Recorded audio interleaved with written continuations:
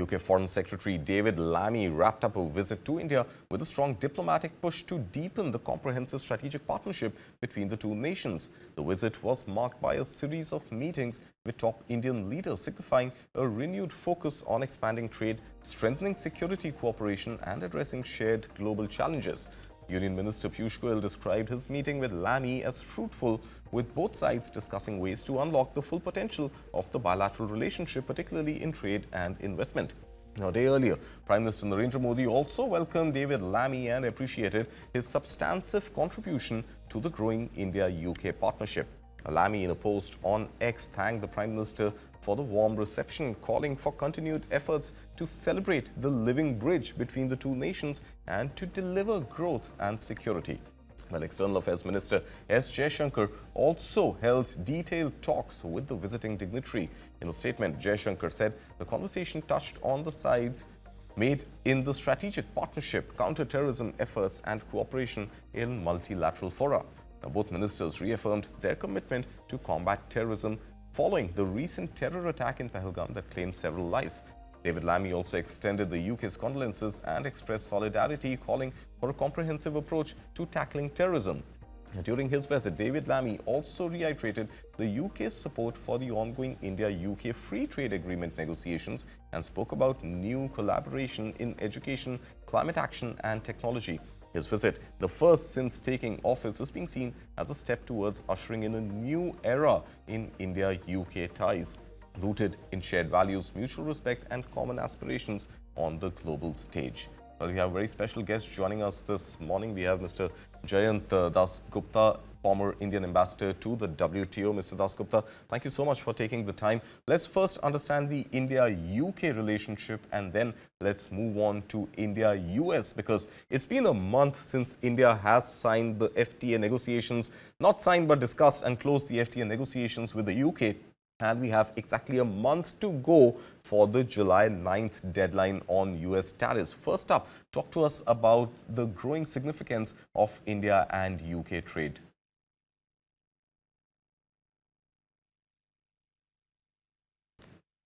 Mr. Dasgupta.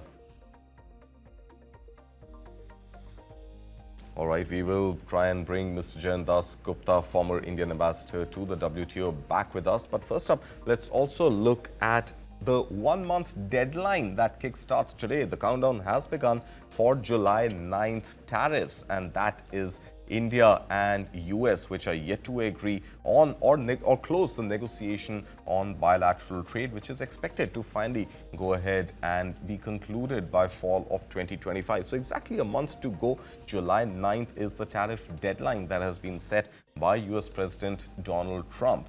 Now, let's look at where India stands right now as this tariff deadline approaches. Remember, India and the United States have held multiple talks already, but so far there has been no deal. We are yet to hear on the conclusion of the bilateral trade agreement on manufacturing, which is the first item to be checked off the list. And the expectation is that India and US should have a BTA in place by the fall, which is the month of September or October of 2025.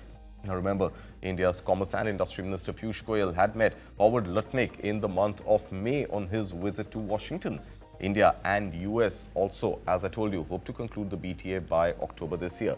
Now, as things stand today, India faces a 10% baseline tariff, but the 26% tariff on Indian goods is likely to kick in from July 9th as the July 8th Trump deadline on tariff expires. Meanwhile, Donald Trump has also gone ahead and announced tariffs on steel and aluminium as high as 50% on all countries barring the United Kingdom.